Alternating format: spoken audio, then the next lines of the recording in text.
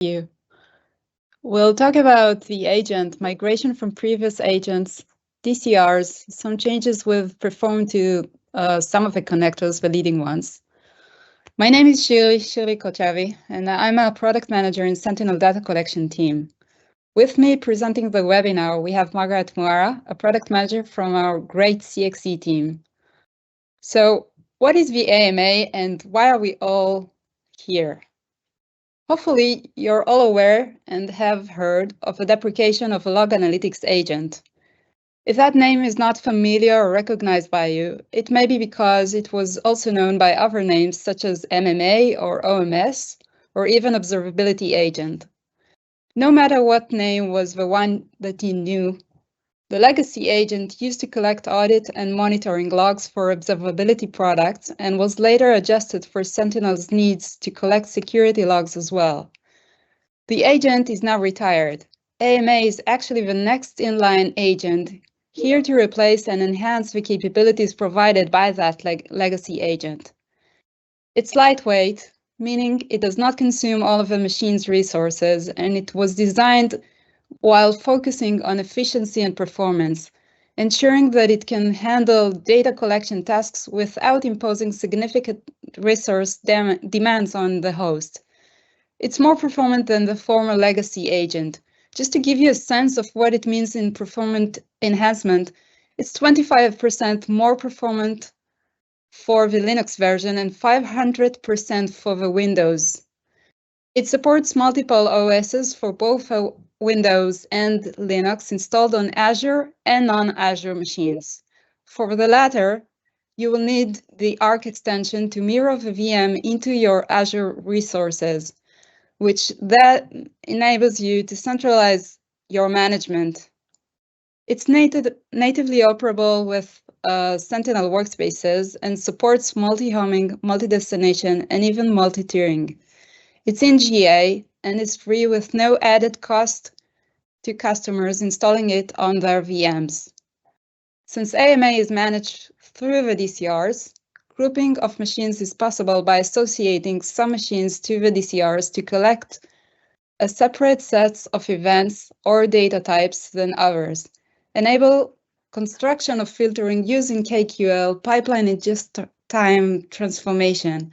And Margaret will add more value and we'll talk more about DCRs in a bit. I'll now hand it over to Margaret and she'll tell you more about the benefits of AMA, some common collection scenarios, DCRs, and we'll also review some notable connectors. We'll wrap this session up with some migration best practices. Margaret, floor is yours. Thanks, Shirley. So let's proceed to look at some data collection scenarios for the AMA agent. And to begin with, we have when you need to collect logs from your virtual machines in Azure. So in this case, you need to deploy the AMA agent on your Azure virtual machines and send those logs to your Microsoft Sentinel workspace. Then we have the second scenario, which is collecting logs from on-prem or machines that are in other clouds. So there is a prerequisite that you need to have the Azure Arc agent installed before installing the AMA agent. So the Azure Arc will onboard your on-prem machines or your machines in other clouds. It will onboard them to the Azure environment. And once they're in Azure, they can benefit from the centralized management of capabilities of Azure, enhanced security, and yeah. So if we start with the on-prem, so you can still collect the Windows events. So in this case, you have your Windows server, you've deployed Azure Arc and the AMA agent in the on-prem machine, and then you define your data collection rules and send them to your log analytics workspace, to your Microsoft Sentinel log analytics workspace. Then in the second scenario, if you don't want to install the AMA agent in each Windows server, then you can use the Windows event forwarding feature So in your domain controller, you need to define a Windows event forwarding policy, and this GPO will be applied to all the different Windows servers. And once they forward their logs to the event collector server, this is the server which you will install the Azure Arc and the AMA agent, and then you will define your data collection rules that will collect the logs, the Windows event logs, and send them to your Microsoft Sentinel workspace. The next scenario is collecting logs when you don't want your Windows servers to be exposed to the public-facing internet. So in this case, you can use the Log Analytics Gateway, which will route your AME traffic to your Microsoft Sentinel workspace.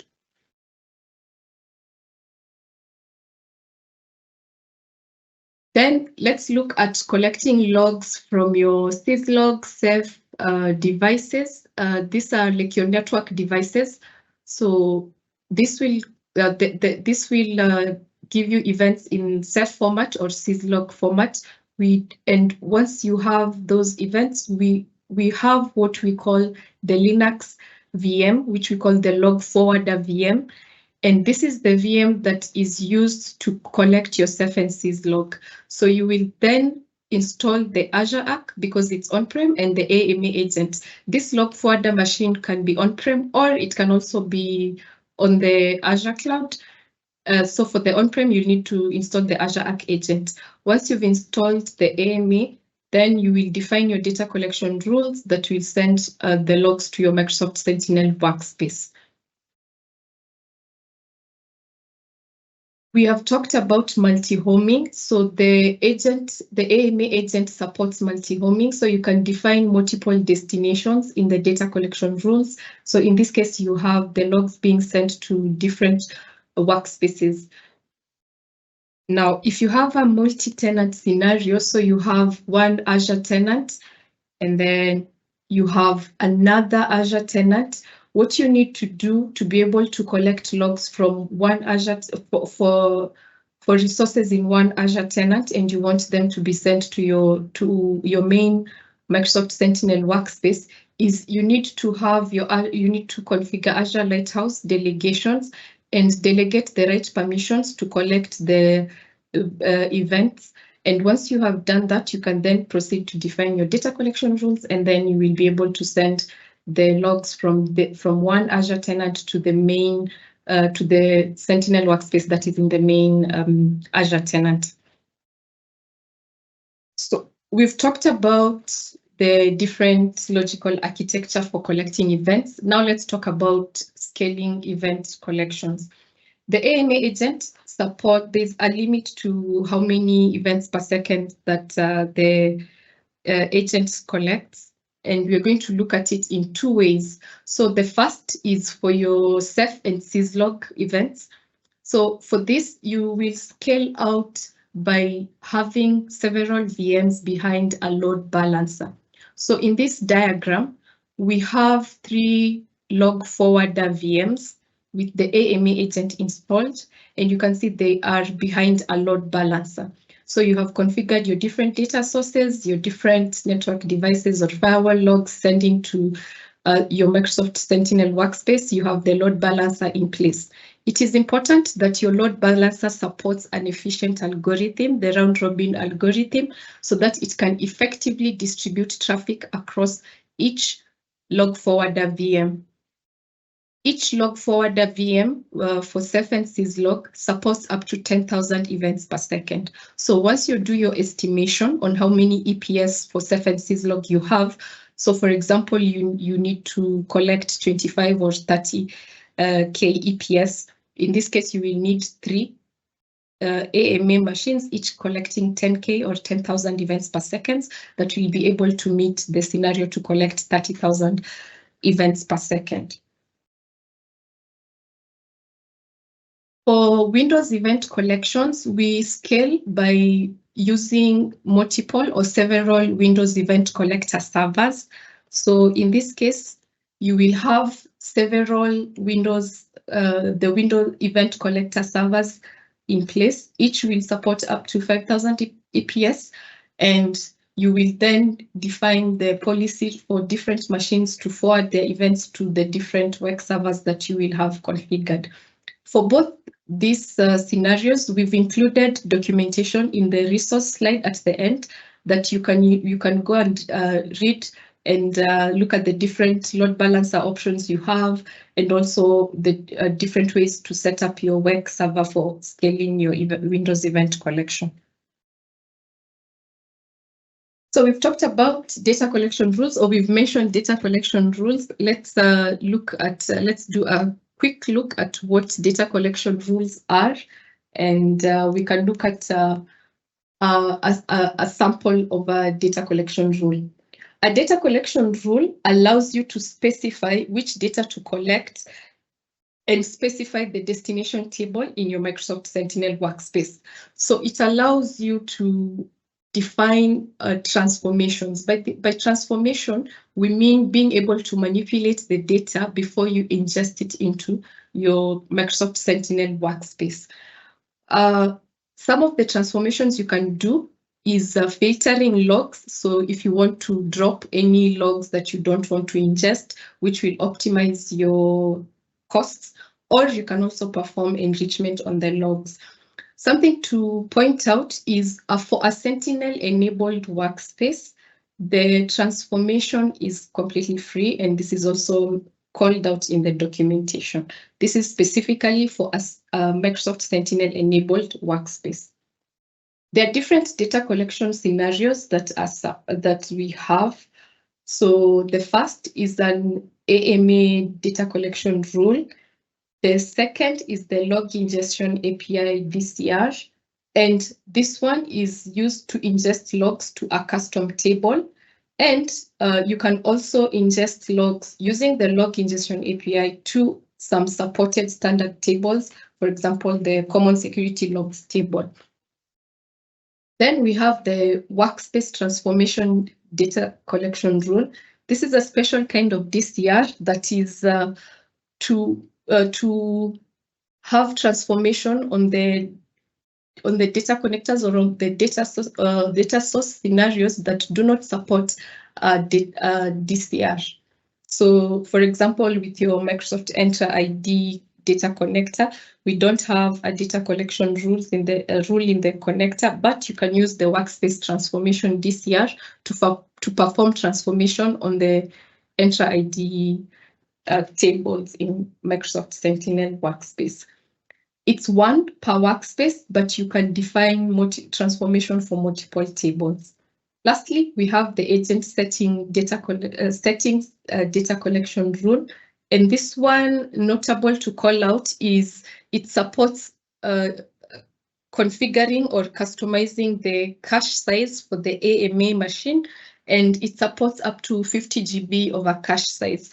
So the cache is to allow to keep some logs in the AMA machine in case of intermittent connectivity to your Microsoft Sentinel workspace. So you can cache up to 50 GB of events or of logs. So let's look at a sample of how the data collection rule looks like. So in this case, we have, this is specifically a Windows event data collection rules. And the first portion describes the data sources, and this defines where your logs are coming from. So in this case, because it's a Windows event DCR, the events are coming from Windows events. Then next, we have the destination where you specify the log analytics workspace that you send your logs to. And finally, we have the data flows section where here you define the destination table. Now, for some for this event collection scenario, you don't the table is Microsoft Security Event, but for some scenarios, for some DCRs like for Syslog and Ceph and custom logs, you'll be able to define the output table. So this will also be available in the data flows. So this is where if you specify any transformation, you specify in this section. You can create the data collection rules from the UI. So from the data connector UI, for example, for the Windows or the Ceph or Syslog connectors. You can also create the data collection rules using APIs or ARM templates. And this gives you more flexibility because you can then play around with the JSON and put in your transformation KQL. Since your data collection rules bring in the data, it's important that you are able to monitor your data collection rules. And we have different options or different ways of doing this. The first is you can use the DCR matrix, and we'll go into details about to look at this. And then the second is you can collect any error logs via diagnostic settings. So if you go to your data collection rule and you go to the diagnostic settings, then you can collect all the error logs and send them to the log analytics workspace. The error logs are any logs that were any errors that were generated when the data was reaching the ingestion pipeline, but it did not. It was in the ingestion pipeline, but it didn't reach the destination tables. And the error logs are written into the DCR log errors table. So let's look at a demo of the DCR matrix. So in this case, you select your data collection rule. Then you specify or you select the metric that you want to observe. So you could be looking at the log ingestion bytes. You can look at the log ingestion bytes, which shows you the total number of bytes that are being received. You can also look at the log ingestion requests, which is the number of calls requests that are made by the data collection rules. You can also look at the rows that were dropped, the total rows that were received. You also have the logs transform duration, and this is good because it shows you the time, it shows you the duration of your transform KQL, and it shows you the efficiency of your KQL transformation. To proactively monitor the ingestion on your data collection rule, you can create an alert rule and specify the condition that if this condition is met, then you are able to receive the alert. So then this way you'll be able to be alerted if the ingestion is less than. So maybe you need to go and check at the data collector or at the source log. So let's move on to the next section, which we are going to look at the different data connectors that have been migrated to use the Azure Monitor agent. We're going to focus on the notable enhancements or differences that you will notice with those data connectors. So to begin with, let's look at the Windows Events connectors. So collecting Windows events, we pick them from the event viewer. The first connector, very common, is the Windows security events via AMA. And this connector collects logs from the security folder in your event viewer, and it sends these events to the security events table. It's important that for Microsoft Sentinel, you create the connector from the UI, or you are very clear that you specify that the collector is a security events connector. Because if you don't, then you would create an events or a performance data collection rule, and those events are sent to the events table, which is not a Microsoft Sentinel table. The second connector is the Windows forwarded events. Contrary to what the name suggests, it's not specifically for Windows forwarded events scenario. This connector collects all other Windows logs on any of these from any of these folders and sends them to the Windows events table. So it's not only for forwarded events, You can collect any other Windows events from all the other folders, and you will send those events or those logs to the Windows events table. Once you go to the connector and you create the data collection rule, you will assign the data collection rule to the relevant resources, and then you need to specify what you want to collect. So this is also filtering capabilities for Windows events. So you can choose to collect all security events if you're collecting security events, or you can also choose custom. In the custom option, you can specify an expert query that you want to ingest for your collection scenario. Now, in the resource slide, we have included 3 blog posts that talk about collecting custom events using the Windows forwarded events connector for specific scenarios like PowerShell monitoring. So please go through those 3 blog posts to be able to create this custom collection. We've enhanced the schema for the Windows security events via AMA. So the Windows security events table schema has been enhanced to include more columns. And if you don't need all the different columns that have been added, you can project away in the data collection rule. And to see the full the columns that we've enhanced, that have been enhanced, you need to go to the resource tab, and you can see one of the blog posts has the schema updates. For today, we will look at a demo where one of the schema enhancement is collecting the keywords field. And in this demo, we are going to see how this keywords column can be used to show if a password reset was a success or a failure. So in this case, I log into my domain controller server and I want to reset the password of this user. I put in my new password, but this password is too short and doesn't meet the password policy requirements. So this password reset was not successful. I try to update the password again, and in this case, I put in the password, and the password meets all the required thresholds, and the password reset is successful.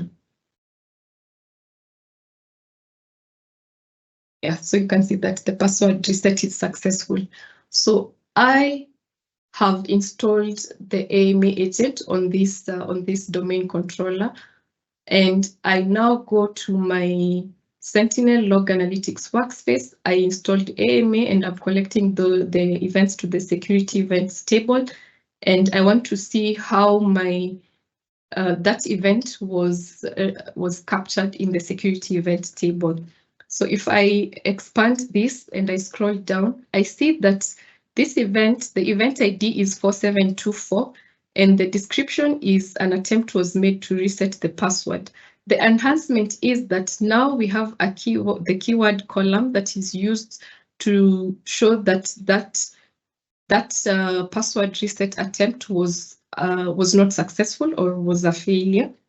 And if I run my query again, I now see that the second event, which was the successful password reset, again, the description is the same, but in this case, the keyword, the value in the keyword is different.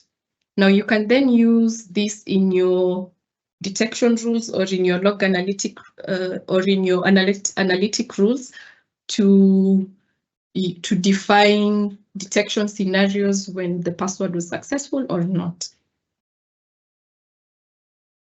Let's continue to the next Windows data connector, and this is the Windows DNS via AMA. So this connector is used to collect DNS analytic events. It's more stable than the MMA connector and is able to collect nearly the entire range of analytic events.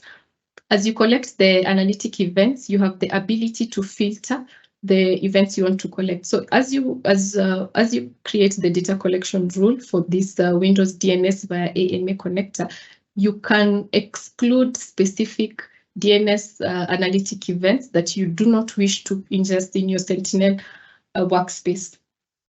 This connector sends the DNS analytic events to a normalized ASIM native table, and this is the ASIM DNS activity logs table. This means that the logs are normalized at ingestion, and you can query this native ASIM tables have a better query time performance, and also you can send logs from other sources to the other DNS logs to the same table, and you'll be able to build detection rules across all your DNS sources. Next, we have the Windows Firewall events via AMA connector. And this connector, with this connector, the AMA agent is able to automatically discover where your Windows Firewall logs are located. So if you change the default location, the AMA agent will still be able to collect those logs. Then you can select different profiles for your log collection. So when you're collecting Windows Firewall events, you could be collecting the events for users when they are when they've joined the domain network or a public network or a private network. So this is what we mean by profile selection, that you can collect the specific profile, whether it's for the domain network or the public network or the private network. The logs are sent also, so this connector also sends the logs to a native ASIM table. So this table is normalized at ingestion, and this is the ASIM network sessions logs table. Now we've talked about Windows connectors. Let's now see what major updates are in the Syslog and Ceph connectors. For Ceph and Syslog, we have moved from having a dedicated data connector for each log source to having what we call unified or generic data connector. So we have the Ceph generic connector and the Syslog generic data connector. So the Syslog via AMA connector is the connector you use for all the data sources that ingest logs to the Syslog table. And the common event format via AMA is the connector you use to ingest logs to the common security logs table. What this means is you now in Content Hub have these two solutions that you will then install. And once you've installed these solutions, you don't go to, you will, this is the connector that will be used to ingest logs for example, if it's for Ceph, from your Checkpoint Firewall logs or from your Akamai logs. Yeah. Because we no longer have the individual data connectors, and we now provide a workbook that is included in each of these solutions that will show you the ingestion of each device, and it will also include an ingestion graph for each log source or each device that you're ingesting to either Ceph or Syslog. How does this experience change in Content Hub? You will have noticed that there's a lot of deprecation. So a lot of, if you go to an individual solution that is ingesting Ceph or Syslog in Content Hub, you will notice that both the MMA and the AMA data connectors are marked as deprecated. The MMA is, of course, because we have retired the MMA agent. And the reason the AMA connector is marked as deprecated is because we now use the generic connectors. So once you update your solution, it will now include this Syslog via AMA or Ceph via AMA connector, and it will reference these two connectors. Let's look at a demo of the ingestion workbook, and in this case we are going to look at the Ceph ingestion workbook. So you've deployed your the common event, the Ceph via AMA connector, and in the connector you have the Ceph workbook. So you go to the workbooks, and it will now be included in the templates. So you go to the templates and search for it. And this is the workbook that you will then use to view the ingestion, the per device ingestion. So this is how the workbook looks like. The first section shows you a summary of the ingestion or the total ingestion per device. And if you select the different ingestion, the different devices, then you see the ingestion graphs that were were on each data connector being shown here.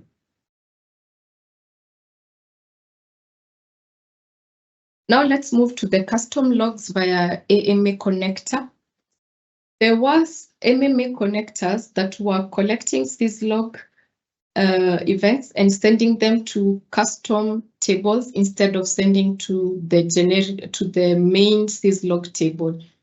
Now, these connectors have been migrated to use AMA, and we have preserved the experience that you had with the MMA connector. This means that the connectors have been migrated, the out-of-box content has been preserved. There's no loss of any of the out-of-box content. Once you deploy the custom logs via AMA connector from Content Hub, you go to the connector and create a data collection rule. And then once you specify the data collection name and where you want to collect the logs from, then you need to specify the table or the device, the source device.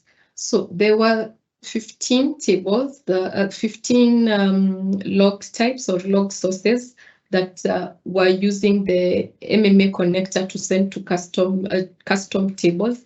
And these are the ones that are listed here. Once you select any of these, you will notice that the table name field is auto-populated, and as well as the transform KQN. All you need to input is the file, is the location of these logs where you will be picking them from the machine that you will install the AMA agent. This is to preserve the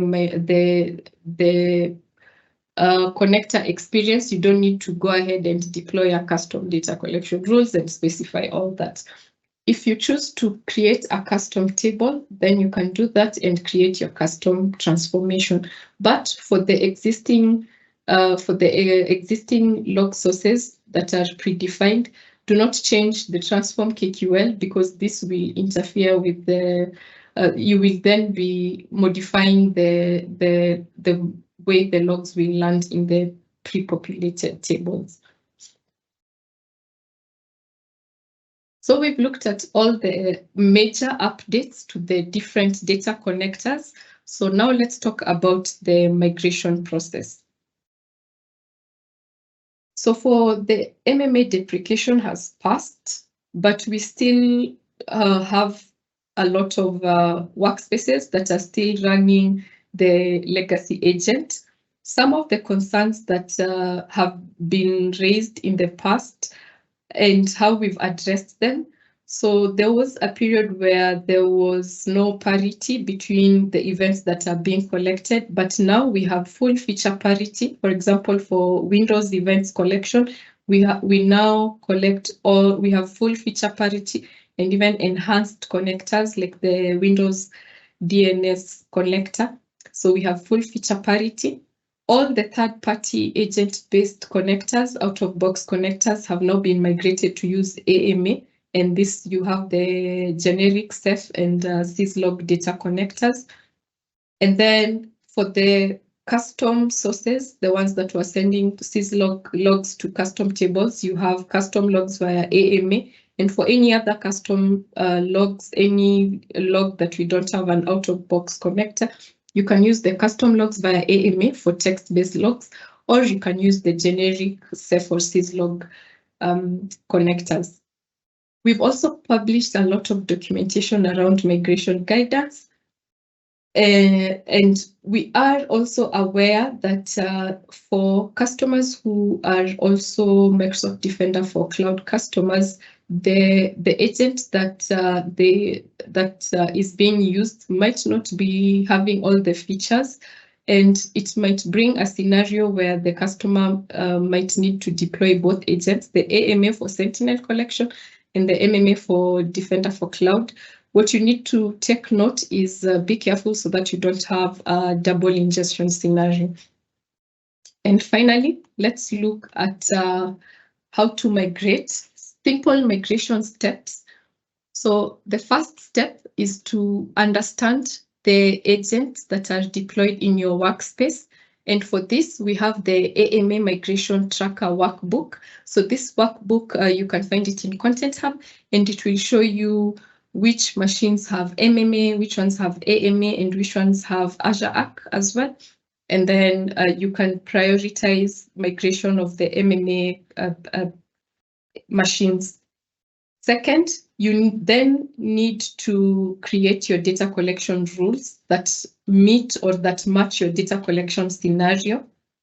Test and validate the data collection rules.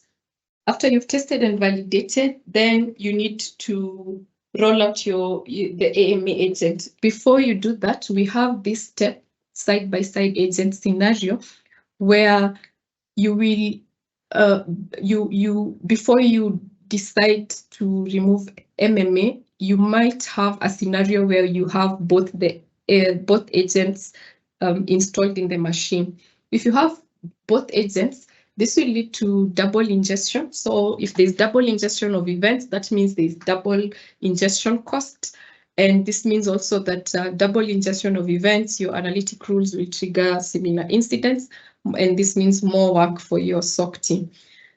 So you need to make a decision when to stop ingesting logs from MMA. And once you've made that decision, you can then proceed to roll out AMA to all the other machines. You can roll out the AMA agent, and you can also associate the data collection rules that you have tested and validated using Azure Policy. And we already have templates that you can use to deploy the agent and to associate the data collection rules. Just again to call out that at some point, if it is important to note that if you have both MMA and AMA installed, you will have the double ingestion scenario. So you need to make that decision. We cannot make that decision for you. You need to make that decision on when to stop the MMA agent and when to roll out the AMA agent. So as we wrap up, this is the resource slide where we have a lot of blog posts and documentation about all the different topics that we've talked about. And with that, I bring this to a close. I hope this session was very informative, and hand it for the Q&A section. Awesome. Thank you so much. The team has been great with answering questions. There are a few that were left unanswered, so I'll bring those up now. The first one is scenario. VM has AMA installed, but no logs are being sent to law because of various issues. How can we monitor for this scenario?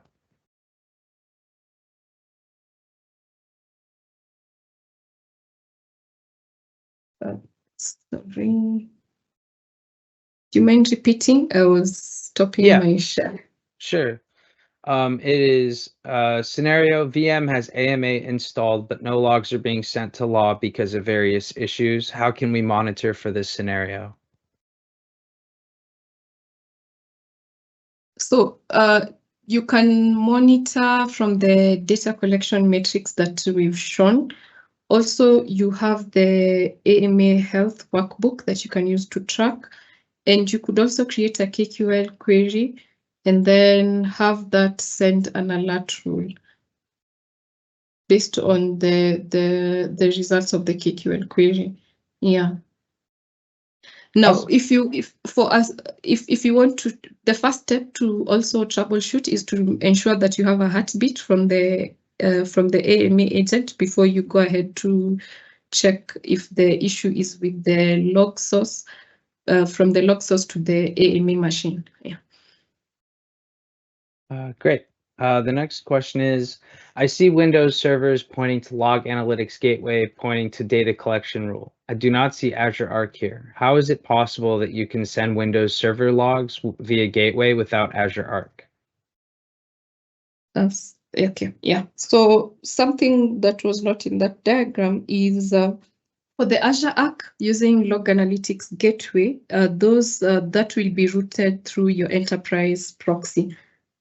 So the Azure Arc will be routed through the enterprise proxy. Yeah, and there's a way you can configure the enterprise proxy in the Log Analytics Gateway. Yeah. Great, thank you. The next question is, are there any tools available to help optimize DCRs? Optimize. What does optimize mean? What does optimize the data collection rule mean? All right, well, we'll wait for that to be clarified. I'll go to the next question. It's a little bit of a long one, so if I need to repeat it, just let me know.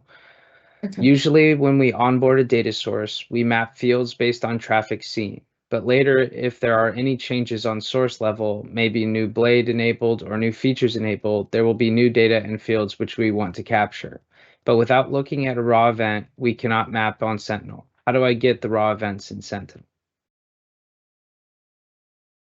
So is this for a custom table? Because for if it's for Syslog, we have the message column that contains the Syslog message. If it's for a custom table, you have the raw.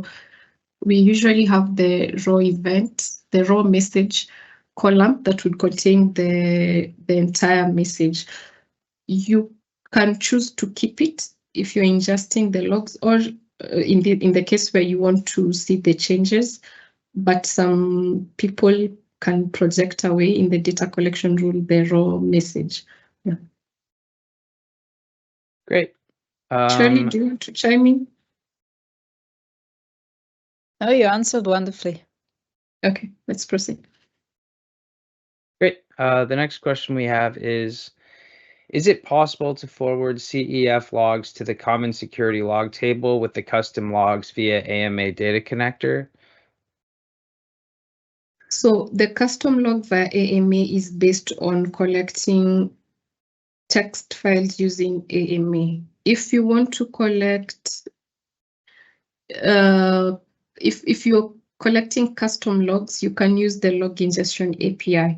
You can send them to the common security logs table, but you have to do the mapping. So in the data collection rule, you have to map the schema of your source logs to the schema of the common security events table. So in the transform KQL, you need to do the mapping. Great. The next question is, there's go a ahead. function that can be used that is called self-dictionary, self-parse dictionary. It can help in this case. Okay, great. The next question we have is, what is the Azure policy to associate AMA with DCRs? I think we can add a slide because it's in the there's a Azure policy. Honestly, I cannot remember the name, but we can add it and make a call out in the slides. Okay, perfect. Shirley, do you remember the name? Okay, let's proceed. I thought she was coming on off mute. Perfect. The next one is, I'm having a hard time figuring out which servers are running the legacy collector and which are running the AMA agent. Is there an easy way to find this out? Yes, use the AMA migration tracker workbook, which will show you which servers have the MMA agent. So just install the AMA migration tracker workbook. And it's also mentioned in the slides or in the resources slides, yeah, or in the migration guidance, which is in the resource slide. Great. The next question is, can the ARC traffic be separate from the AMA proxy? This is for, I guess, the log analytics gateway. I think so. Yeah, so It is. I don't understand what they mean by separate, because the log analytics gateway is will pass the AMA traffic, but for Azure Arc, because it's still not supported, this is the Azure Arc traffic is what is routed through the enterprise proxy. Great. The next question is, if we use Azure policy to deploy AMA and associate DCRs, do you recommend creating DCR from the Windows Security Events VMA connector? Yes, because of the confusion that happens when you create it via the Azure Monitor page. If you create it via ARM templates or via API, you need to be very careful that you collect the security events and the destination table is the security events table. So if you create it via the UI, it is easier. You can create it and then you can modify that in your ARM templates or API. Great. The next one is a little long as well. What's the best practice to migrate your log forwarder from MMA to AMA? Do we need to spin another VM? Because if we reinstall the agent on forwarder, there could be downtime which will cause operation disruptions. If we install agent in parallel, then we will see logs duplication.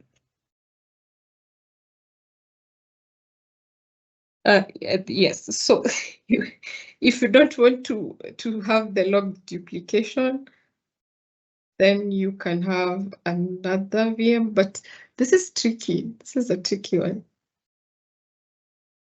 It mostly depends on your policy. So if you can tolerate a little bit of duplication, the best way would be to have them side by side until you gain confidence, and then you can download, like, dismiss the MMA one. Great. Next one is, could you elaborate on possible scenarios when AMA stops sending events to Sentinel?